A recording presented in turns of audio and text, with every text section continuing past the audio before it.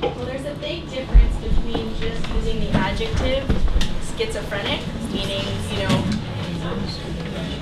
not experiencing the same reality as someone else, and having a diagnosis of schizophrenia. And a lot of people don't make that that difference, especially in the newspaper. So if you read a headline that says schizophrenic male, it's not necessary that that person is diagnosed with schizophrenia. And so, but then they're portrayed in that way, or a person with schizophrenia is portrayed as the person in that story who behaved in a schizophrenic manner.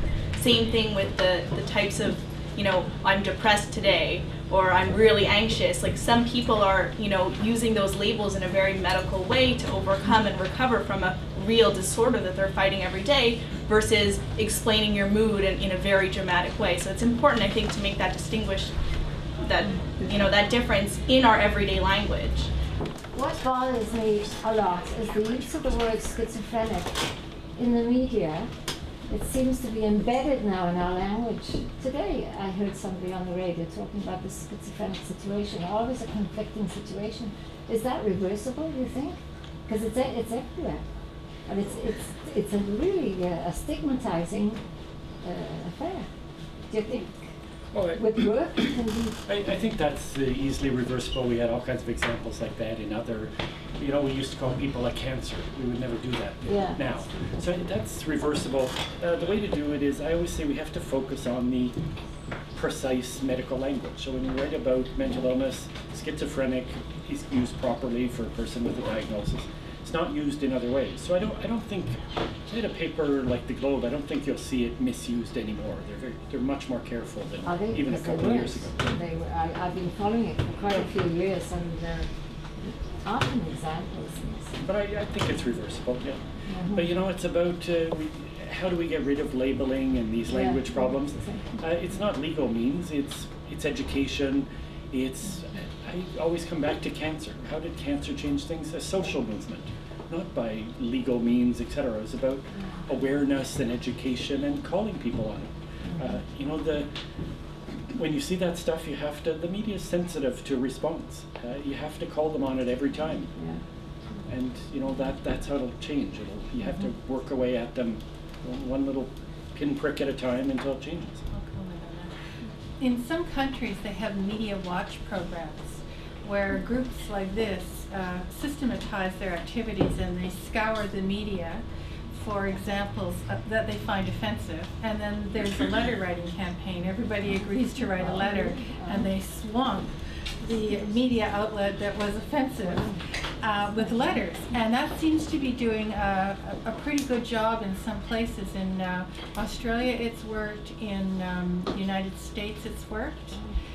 It's even been successful in getting certain television shows pulled off the air because they were really offensive. One recent one was a person from a psychiatric hospital who escapes and stabs a pregnant nurse. And they were able to get that off the air. They're able to get positive characters in there. We don't recommend it so much in Canada because a few times we've tried it and it's blown up in our face. So sometimes what you can do with protest is you can completely polarize an issue. And so then you've burnt your bridges, basically. So I think a more soft glove approach would probably be better in helping the media understand which words are offensive and in which context they're offensive. And I think everybody wants to do a good job. So I think when you approach it that way, people will be responsive. And there is a watchdog for health coverage in Canada. It's called Media Doctor. They have a website, and journalists are responsive to it because the health journalists do read it and say, they get rated, your star is 1 star or 5 stars, and you pay attention to that. So there's different ways of getting that message across. I just wanted to get back to the news media side of things. I'm a journalism student, and you talk about talking to journalism student.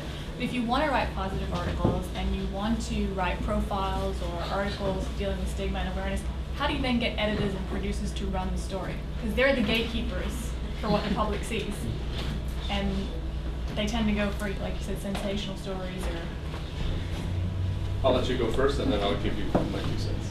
Well, it's like anything else. Again, I try to normalize mental health stories. You have to just treat them like everybody else, everything else. You have to have a hook.